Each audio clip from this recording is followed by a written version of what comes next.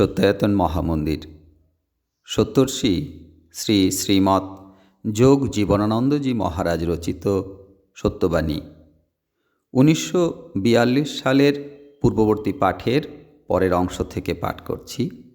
সত্যাশ্রয়ী পরমানন্দ কুণ্ডু।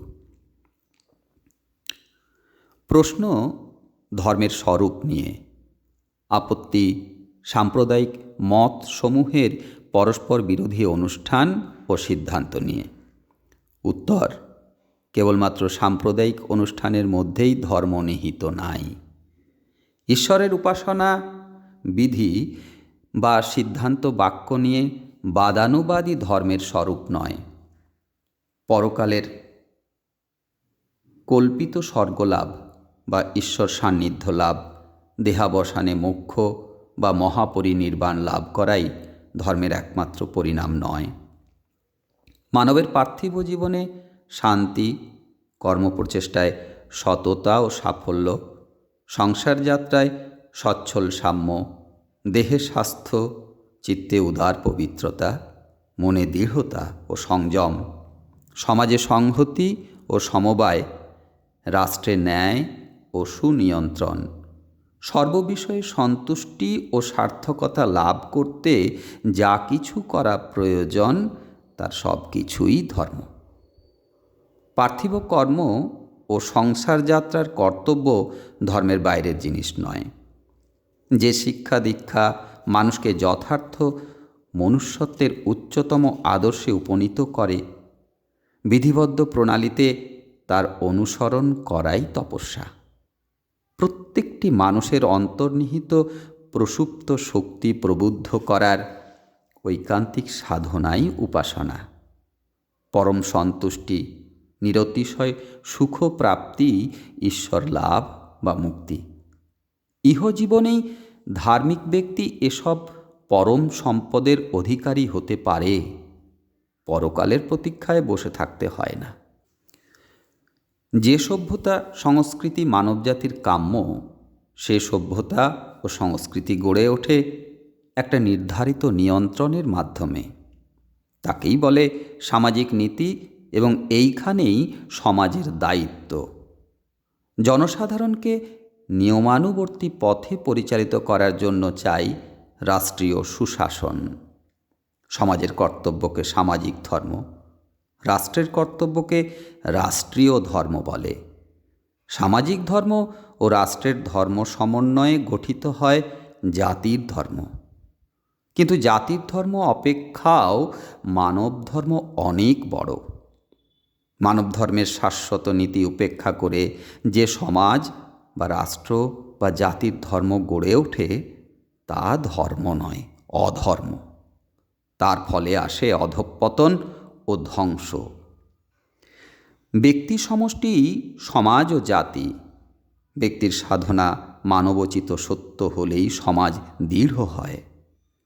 ব্যক্তি কর্তব্যনিষ্ঠ হলেই জাতি ও সমাজ কর্তব্যনিষ্ঠ হয়। ব্যক্তি স্বার্থত্যাগী হলেই সর্বত্র সাম্যের প্রতিষ্ঠা হয়।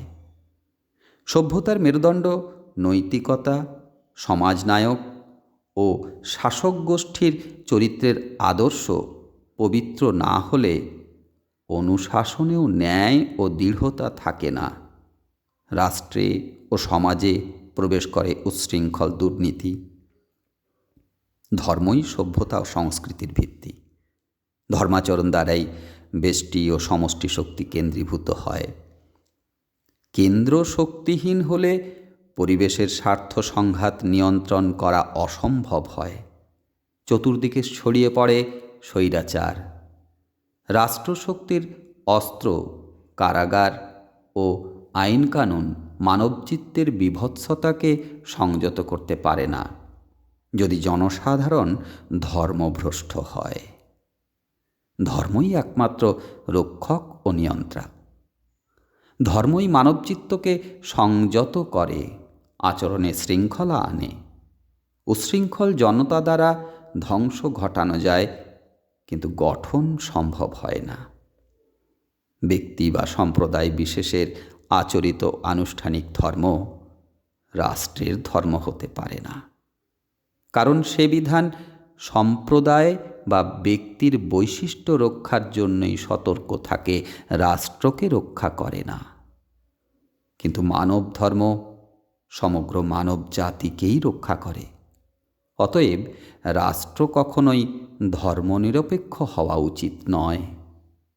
কোন ধর্ম সেটি ধর্মের কোন রূপ যা জনসাধারণ অর্থাৎ রাষ্ট্র, সমাজ বা জাতি সারা বিশ্বের মানুষ সমভাবে গ্রহণ করতে পারে, যার প্রতিটি অনুষ্ঠানে প্রত্যেক ব্যক্তি সমভাবে অধিকারী, যা অভ্যাস করা সকলের পক্ষেই সহজসাধ্য?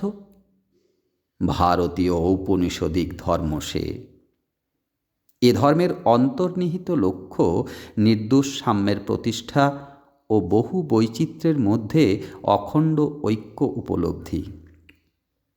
এ ধর্মের শিক্ষা দেয় বিশ্বমৈত্রী, সর্বজীবে প্রেম। এ ধর্মের অনুষ্ঠান অনবেদ্য ও দেশকালপাত্রে সীমাবদ্ধ নয়, এবং এর সাধনা প্রত্যক্ষ অনুভূতি নিয়ে, অভ্যাস সহজসাধ্য এবং সর্বজনীন।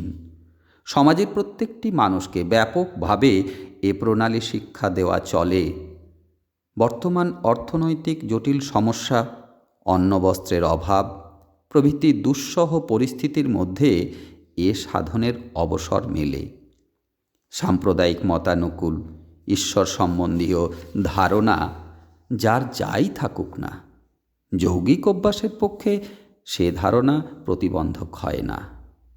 কিন্তু বাহ্যিক অনুষ্ঠানগুলি অবশ্যই সংযত ও সংশোধিত করা প্রয়োজন। অনাবশ্যিক দ্বন্দ্বজনক অনুষ্ঠান বর্জনই করতে হয়। ওম সত্যম।